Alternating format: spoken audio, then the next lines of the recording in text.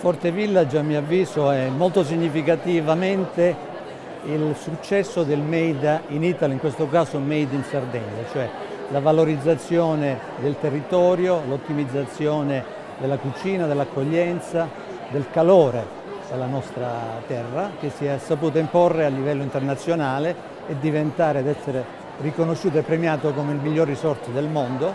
da ben 18 anni. Questa cosa ci onora enormemente. È un agglomerato di alberghi, all'interno di 50 ettari ci sono ben 8 alberghi, con una scelta incredibile di ristoranti, 21 ristoranti, ovviamente una parte importante la svolge la cucina locale, e lo stesso vale per tutte le attività di intrattenimento, perché ovviamente gli ospiti gradiscono, restano a lungo nel nostro resort e quindi hanno bisogno di avere sempre delle attività molto coinvolgenti ed entusiasmanti. Io certamente penso che il turismo, d'accordo, sia,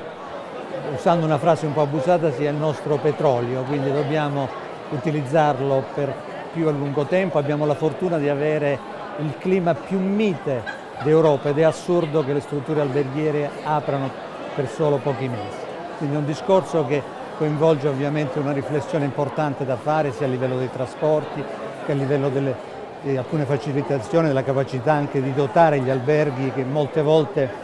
sono strutturati solo per aprire nei mesi estivi, di avere anche le facility, gli spazi eccetera per poter allungare la stagionalità. Io credo che, mi sento di dire che veramente è una scommessa giusta di investire su questo settore che può solo crescere.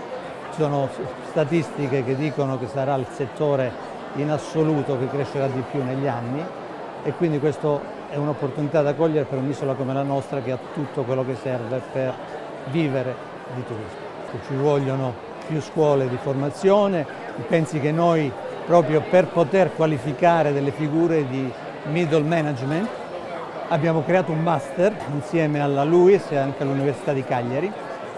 un master dove è sold out ogni anno e quindi io credo che ci proprio voglia di interesse per potersi qualificare in questa professione e senz'altro iniziative come la nostra dovrebbero essere, diciamo così, seguite anche da altri istituti e farne veramente un elemento di eccellenza, quello di poter qualificare questi ragazzi che sono vogliosi, pieni di entusiasmo e quindi dovrebbero essere avviati in questo percorso.